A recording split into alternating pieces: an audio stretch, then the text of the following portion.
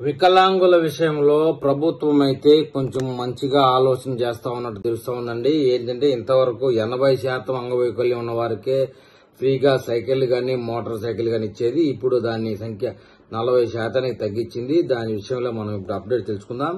తెలంగాణ రాష్ట్రంలోని దివ్యాంగులకైతే ఒక latest update రావడం అనేది జరిగిందండి. తెలంగాణ డిజబుల్ వెల్ఫేర్ కమిషనర్ గారు అయితే ఒక సంచలన నిర్ణయం అయితే తీసుకున్నారు.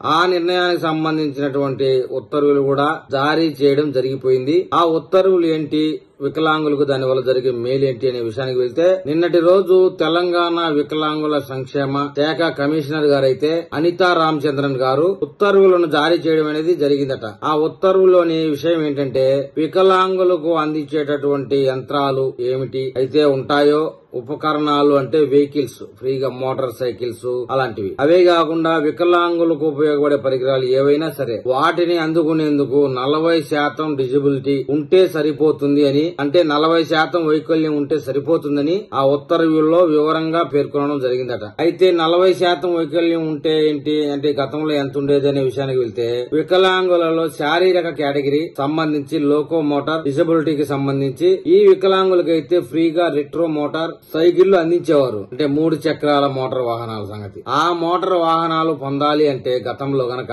75% వైకల్యం ఉండాల్సి వచ్చేది. ఇప్పుడైతే 75% వైకల్యం లేకున్నా కానీ 45% వైకల్యం ఉన్నా సరే వాళ్ళకి ఫ్రీగా మోటార్ సైకిళ్లు, ఇంకా వైకల్యానికి సంబంధించినటువంటి మెటీరియల్ ఇవ్వాల్సిందేను అని చెప్పేసి రెట్రో ఫిటెడ్ 3 చక్రాల వెహికల్, ఇతరత్ర సామాగ్రిని కూడా ఇవ్వడం జరుగుతుంది అని చెప్పేసి ఆ ఉత్తర్వులోని పూర్తి సారాంశం. ఆ తర్వాత విషయానికి వస్తే 3 చక్రాల మోటార్ సైకిళ్లతో పాటు ఒక బ్యాటరీ వీల్ చైర్ అనేది ఒక రకం కూడా ఉంటుంది వెహికల్. గతంలో ఈ వీల్ చైర్ కూడా 75% వైకల్యం ఉండాలనే నిబంధన ఉండేది. ఈ యొక్క wheelchair, battery wheelchair పొందడానికి కూడా ఇప్పుడు 40% వైకల్యం ఉంటే సరిపోతుంది అని కూడా ఆ ఉత్తర్వులో మెన్షన్ చేయడం జరిగిందట. ఈ 2 పరికరాలు కూడా ఏంటి, బ్యాటరీ వెహికల్స్ లేదా ఫ్రీగా మోటార్ వెహికల్స్, ఈ 2 కూడా 2 లక్షల రూపాయలకు పైబడిన ఖరీదైనటువంటి వెహికల్స్. 3 చక్రాల మోటార్ సైకిల్ కానివ్వండి, బ్యాటరీ వీల్ చైర్ కానివ్వండి, ఈ 2 కూడా ధర సుమారు ₹1,00,000 పైన చేస్తుందని చెప్పేసి అధికారులు చెప్తా ఉన్నారు. వాస్తవంగా ఇది ఒక వికలాంగుడికి ఇవ్వాలంటే ₹1,00,000 ఖర్చు చేసినట్టే లెక్క. ఈ 2 విషయాలతో పాటుగా బ్యాటరీకి సంబంధించినటువంటి ఆటో మరియు కృత్రిమ కాళ్లు,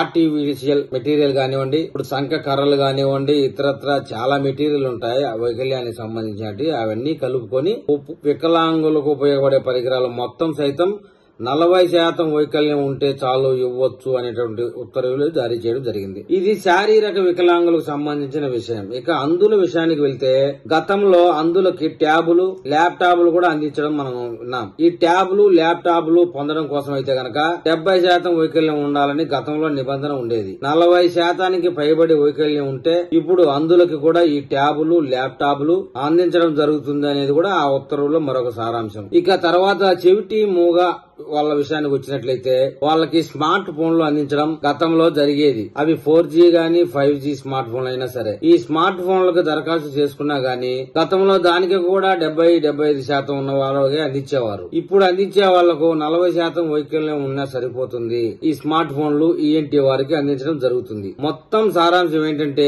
అంగవైకల్యం గతంలో 70-75% ఉన్నప్పుడు వారికి ఏ మెటీరియల్ అయినా అందించాలంటే 70-75% వైకల్యం ఉన్నవారికి. కానీ ఇప్పుడు దాని పరిమితిని 40% తగ్గించడం జరిగింది. 40% వైకల్యం ఉన్న వారికి ఫ్రీగా ఎంత కాస్ట్ మెటీరియల్ అయినా కూడా అందించడం జరుగుతుంది అనే సారాంశం. అంటే గత ప్రభుత్వాల్లో 70% ఉన్న వారికే ఈ మెటీరియల్, ఈ వెహికల్స్ ఇవి అందుబాటులో ఉండేటి.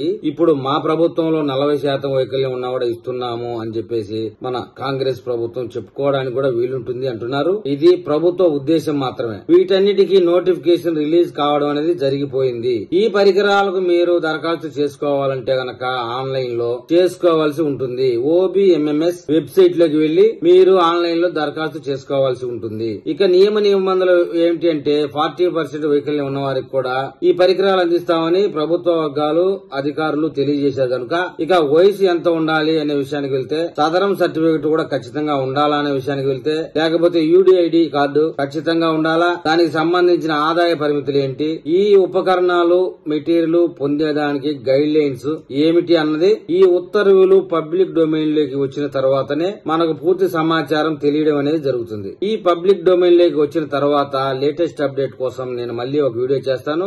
ఆ వీడియో మీకు చేరాలంటే నా ఛానల్ సబ్స్క్రైబ్ చేయండి, లైక్ చేయండి. మీరు నాకు ఏదైనా తెలపాలనుకుంటే కామెంట్ రూపంలో తెలపండి.